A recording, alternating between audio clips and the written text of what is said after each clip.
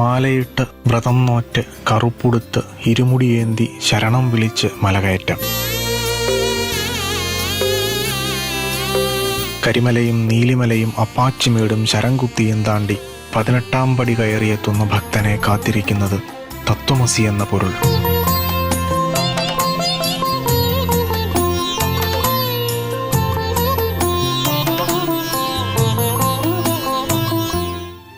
ഈശ്വരൻ അധിപനായ പ്രകൃതിയുടെ മടിത്തട്ടിലേക്കുള്ള യാത്ര കൂടിയാണ് ശബരിമല തീർത്ഥാടനം.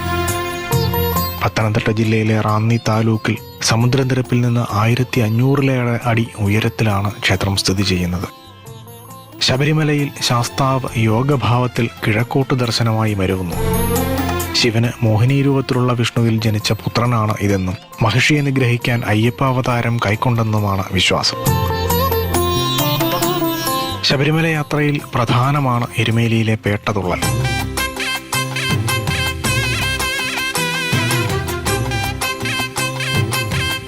ചാപബാണപാണിയായ ധർമ്മശാസ്താവാണ് എരുമേലിയിലെ പ്രതിഷ്ഠ. മതസൗഹാർദ്ദത്തിന്റെ മകുടോദാഹരണമായ ഇവിടെയാണ് വാവറുപള്ളിയുമുള്ളത്. അയ്യപ്പനോട് ഏറ്റുമുട്ടി പരാജയപ്പെടുകയും പിന്നീട് അയ്യപ്പന്റെ ഉറ്റതൊഴനാകുകയും ചെയ്തയാളാണ് വാവർ.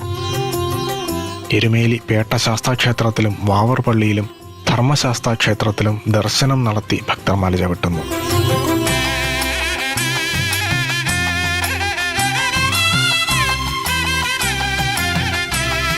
ഭക്തിയുടെ കുളിരണിഞ്ഞ് കളകളം പാടി ഒഴുകുന്ന പുണ്യനദിയായ പമ്പ. അതിന്റെ തീരത്ത് നിന്ന് പന്തള രാജാവിന് അയ്യപ്പന് ലഭിച്ചുവെന്നാണ് വിശ്വാസം. പമ്പാ സ്നാനം കഴിഞ്ഞ് പമ്പാ ഗണപതിയുടെ സന്നിധിയിലേക്ക്.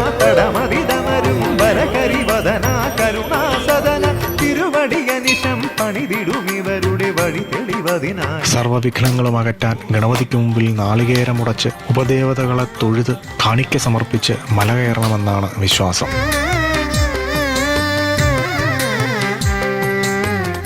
വ്രതശുദ്ധിയുടെ കരുത്തുമായി പുണ്യപാപക്കെട്ടുമേന്തി ശ്രീഭൂതനാഥന്റെ സവിധത്തിലേക്കുള്ള കഠിനമലകയറ്റം ഇവിടെ തുടങ്ങുകയാണ്. പരമ്പരാഗത പാതയിലെ കരിമല കഴിഞ്ഞാൽ ഏറ്റവും കയറ്റമുള്ളതും ദുഷ്കരവുമായ ഭാഗമാണ് നീലിമല. കഠിനമായ മലകയറ്റത്തെ ശരണമന്ത്രത്താൽ ആത്മഹർഷമാക്കി അപ്പാച്ചിമേട്ടിലേക്ക്. മല കയറുന്ന ഭക്തർ മലദേവന്മാരുടെ പ്രീതിക്കായി ഇവിടെ അരിയുണ്ടെറിയും. ശബരിപീഠവും മരക്കൂട്ടവും ശരംകുത്തിയും താണ്ടിയെത്തുന്ന ഓരോ ഭക്തമനസ്സിലും ലക്ഷ്യം പുണ്യദർശനം മാത്രം. കന്യയ്യപ്പന്മാർ ശരംകുത്തിയിലെത്തി ശരക്കോൽ തറച്ചു വേണം സന്നിധാനത്തേക്കു നീങ്ങാൻ. കർമ്മപഥങ്ങളിൽ ദോഷങ്ങളില്ലാതെ മുന്നേറാൻ താങ്ങാകണേ അയ്യപ്പ.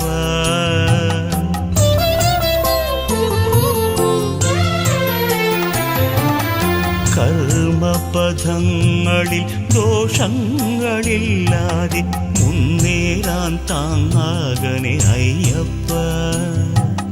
നിറങ്ങളിൽ കൺമങ്ങി അടിപതറാതെന്നെ കരുണയോടെ വരമരുളി കാത്തുകൊള്ളണേ. വൻപുലിവാകനൻ മാമലവാഴും ആത്മബലം തരും ശങ്കരാത്മജ. പടി കയറിയെത്തുന്ന ഭക്തൻ കാണുന്നത് തത്വമസി എന്ന സന്ദേശമാണ്.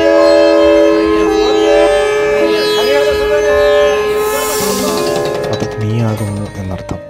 നിങ്ങൾ ആരെയാണോ തേടി വന്നത് അത് നിങ്ങൾ തന്നെയാണ് എന്ന തിരിച്ചറിവ് അവനവൻ്റെ ഉള്ളിലെ ഈശ്വര സാന്നിധ്യത്തെ തിരിച്ചറിയാനുള്ള പ്രേരണയാണ്.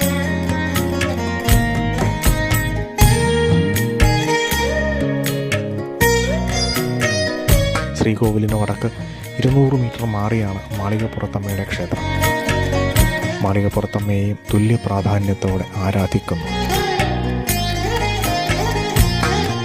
18 മലകളുടെ സംരക്ഷകനാണ് ശ്രീ ധർമ്മശാസ്താവ്. ഈ 18 മലകളാണ് 18 പടികളായി നിലകൊള്ളുന്നത്. ഈ മലകളുടെ അധിപരായ മലദേവതമാരെ പ്രീതിപ്പെടുത്താനാണ് ശബരിമലയിലെ പടിപൂജ എന്ന ഗിരിദേവതാ പൂജയെന്നാണ് വിശ്വാസം.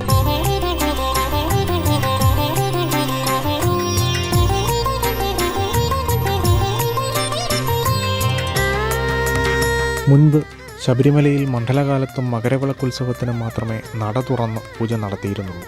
എന്നാൽ പിന്നീട് ഈ ക്രമത്തിൽ മാറ്റമുണ്ടായി.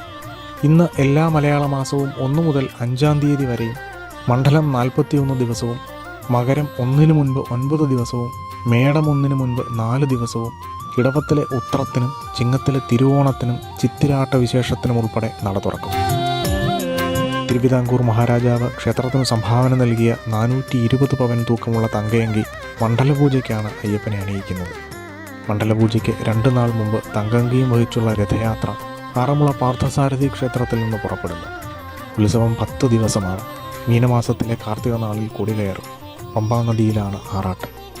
വർഷം തോറും ധനുമാസം 28-ന് തിരുവാഭരണ ഘോഷയാത്ര പന്തളത്തു നിന്ന് പുറപ്പെടും.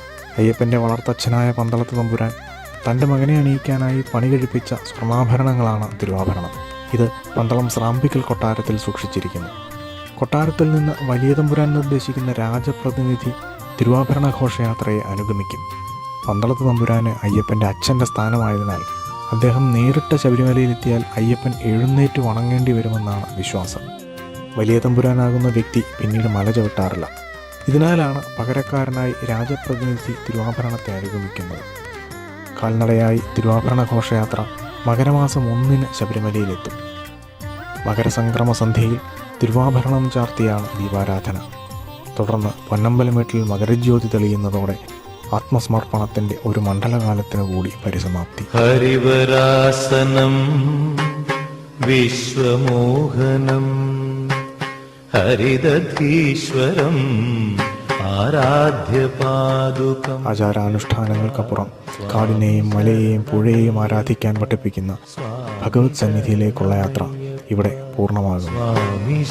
സ്വാമി ശരണമയ്യപ്പ. സ്വാമി ശരണമയ്യപ്പ.